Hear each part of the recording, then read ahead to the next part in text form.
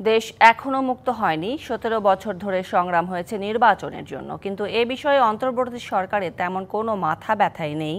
বরং কিছু কিছু উপদেষ্টার কথায় দেশের গণতন্ত্রকে পূর্ণ মাত্রায় প্রতিষ্ঠিত হতে দিবে না বলেই বোঝা যায়।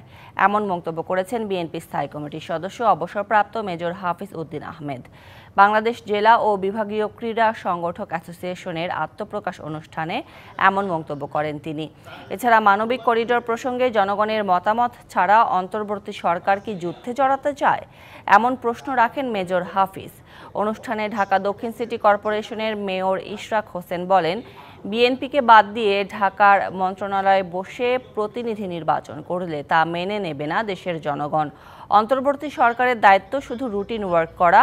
তাদের কোনো দূরভিসন্ধিমূলক চিন্তা ভাবনা থাকলে তা মেনে নেওয়া হবে না।